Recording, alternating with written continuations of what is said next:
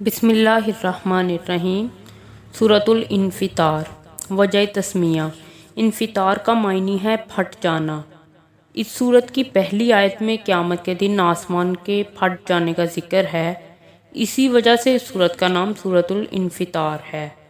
فضیلت: حضرت محمد صلی اللہ علیہ وسلم نے فرمایا، جو شخص قیامت کو اپنی آنکھوں سے دیکھنا چاہے وہ سورۃ التکویر، سورۃ الانفطار اور سورۃ الانشقاق کو پڑھ لے۔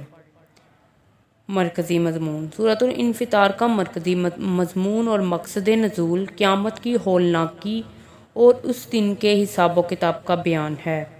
سورۃ الانفطار میں قیامت کے واقع ہونے کا منظر پیش کیا گیا ہے اور انسان کو سمجھایا گیا ہے کہ وہ اپنے اس رب کے بارے میں دھوکے میں نہ پڑے جس نے اسے پیدا فرمایا، شکل و صورت عطا فرمائی اور اس پر عمل لکھنے والے فرشتے مقرر فرمائے، یعنی اللہ تعالیٰ کے فضل اور اس کی نعمتوں کو دیکھ کر یہ گمان نہ کرے کہ اس کی نافرمانی پر کوئی گرفت نہیں ہوگی اور نہ ہی حساب و کتاب ہوگا۔ ہمارا جسم اور ہماری سب نعمتیں اللہ تعالیٰ کی عطا کی ہوئی ہیں جن پر ہمیں اس کا شکر ادا کرنا چاہیے۔ سورۃ الانفطار میں کرامن کاتبین یعنی معزز لکھنے والے فرشتوں کا ذکر ہے۔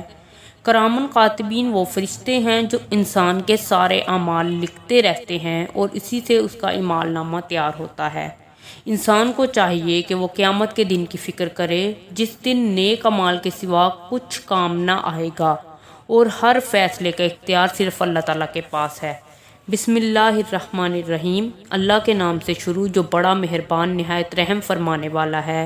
اذا السماء انفطرت، جب آسمان پھٹ جائے گا۔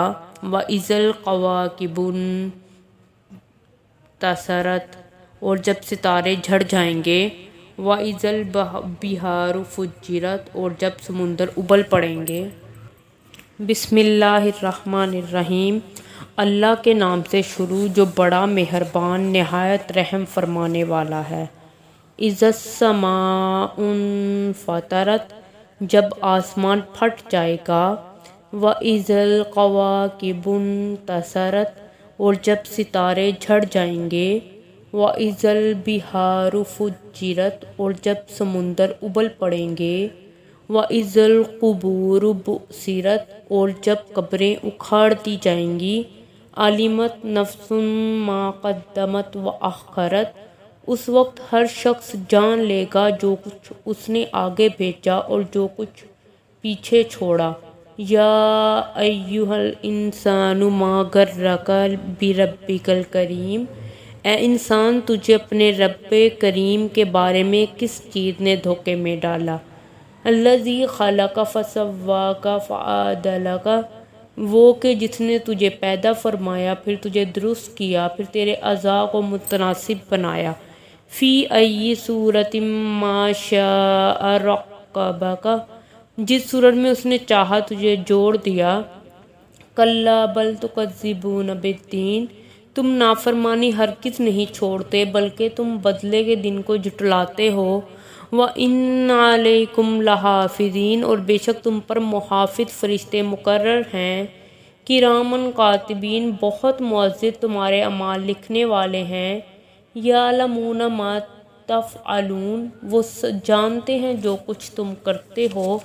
ان الابرار لفی نعیم، بے شک نیک لوگ ضرور نعمت والی جنت میں ہوں گے۔